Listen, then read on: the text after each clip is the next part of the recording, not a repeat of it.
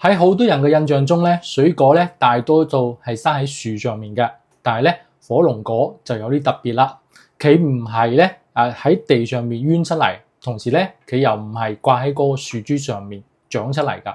咁佢嘅植株咧其實同仙人掌咧有啲相似，佢主要係由外分出一節節肥厚嘅變態莖，咁火龍果咧就依附呢啲莖嘅邊緣咧生長出嚟㗎。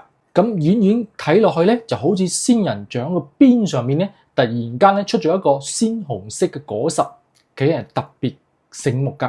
咁大家好，我係謝醫生。呢一期嘅影片咧，我哋嚟講講火龍果。咁喺仙人掌科植物裏邊咧，有一啲物種嘅果實係可以食用㗎。咁主要集中喺亮天赤屬、咁蛇鞭柱屬同埋仙人掌屬。咁亮天赤咧，即係我哋大家經常講嘅三角柱火龍果、白玉火龍果。咁佢嘅果實咧，唔單止可以食，而且個頭大、口感好。咁經過植物學家長期嘅馴化咧，成咗我哋今日市場上常見嘅水果火龍果。咁亮天赤咧，原產於咧中美洲到南美洲北部嘅熱帶地區。咁佢嘅漿果咧，外皮紅色形狀咧偏長球形嘅。咁裡面嘅果肉一食起嚟咧，細膩香甜多汁，營養都好豐富。咁火龍果呢個名嘅由嚟咧，其實就係因為佢個包葉生得好似龍嘅鱗片咁。咁呢個就係佢有辨識度嘅特徵。咁實際上咧，火龍果佢並唔係指亮天赤，仲包括亮天赤同埋蛇鞭柱屬之間嘅一個雜交嘅品種㗎。咁火龍果佢天生咧就中意光又中意熱，佢係典型嘅長日照嘅植物。咁喺自然環境之下咧，佢個花芽咧分化咧，主要係受光照同埋溫度嘅影響。佢每日咧需要咧至少12個鐘嘅光照。咁如果光照唔足嘅話咧，火龍果咧就有可能咧進入開花困難嘅休眠狀態啦。咁為咗保證火龍果順利開花咧，咁而現代嘅火龍果園咧，尤其我國咧多雨地區或者係高緯度光照不足區域嘅火龍果園咧，佢普遍咧都採用呢個燈夜間補光嘅。咁就為呢個火龍果咧提供額外嘅光照。咁呢種做法咧可以打破火龍果現有嘅光週期規律，提前咧促進開花同埋延長呢個花期，從而咧實現全年開花結果㗎。咁目前咧市面上常見嘅火龍果咧，以紅皮白玉、紅皮紅玉同埋黃皮白玉三個品種為主，同時咧都有唔少嘅果肉係雙色嘅或者係粉色呢啲特色嘅品種。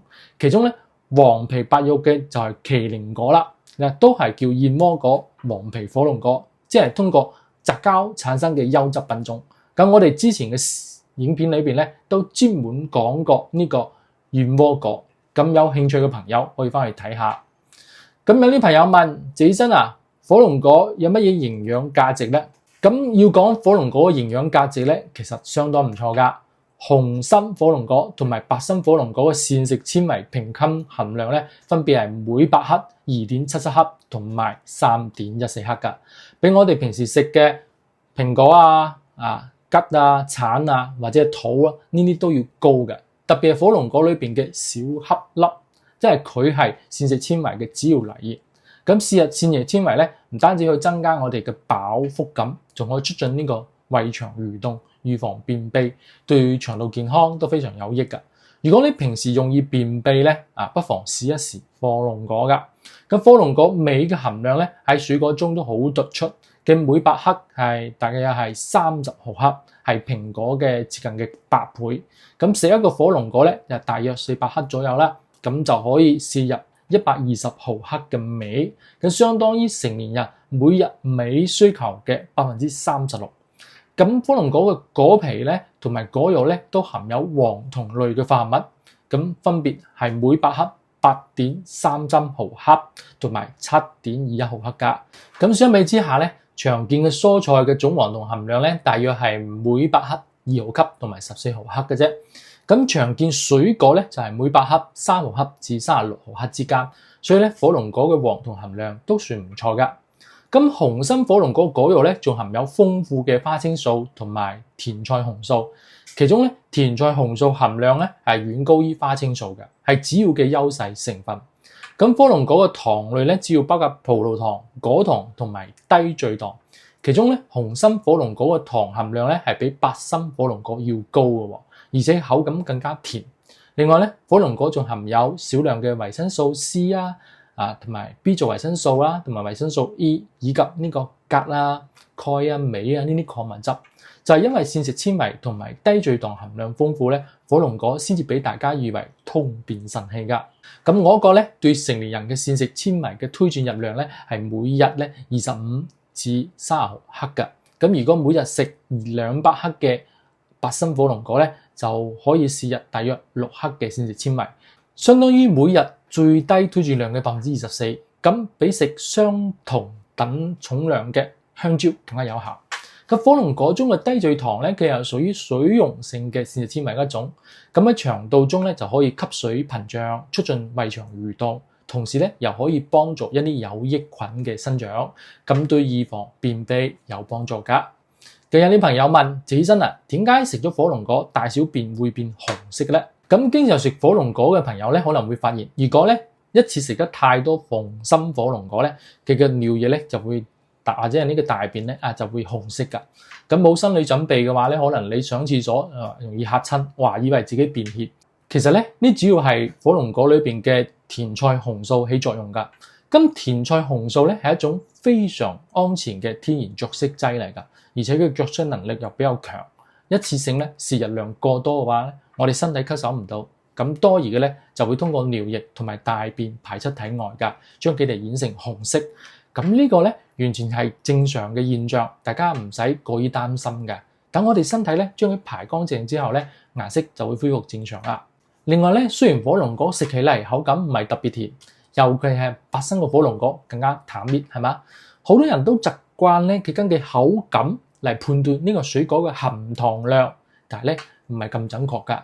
咁火龍果雖然食起嚟唔甜，但係含糖量其實唔低㗎。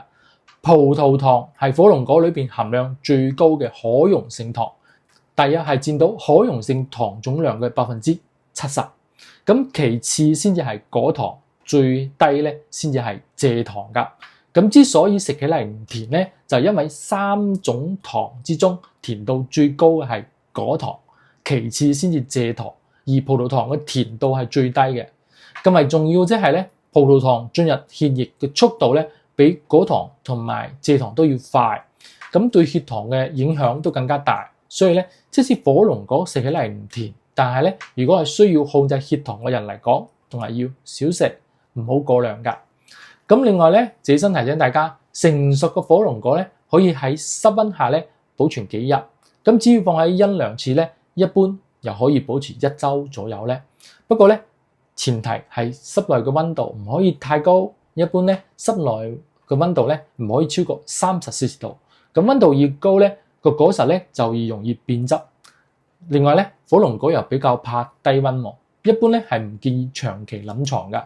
如果係冷藏果皮出現咧一啲凹入去或者有黑褐色嘅斑點咧，就講明已經係凍親呢個火龍果啦。佢嘅營養成分可能被破壞，都好容易腐爛㗎。咁如果室溫比較高咧，你又擔心呢個高溫加速佢嘅變質咧，可以將火龍果咧用塑料袋包好佢，放入呢個冰箱冷藏。咁冷藏個溫度咧最好控制喺3°C度到6°C度之間嘅。咁我哋日常點樣挑選火龍果咧？其實可以參考呢幾個方法㗎。第一，睇果皮。咁新鮮嘅火龍果咧，佢嘅表皮光滑，佢冇蟲眼同埋腐爛㗎，佢顏色鮮豔。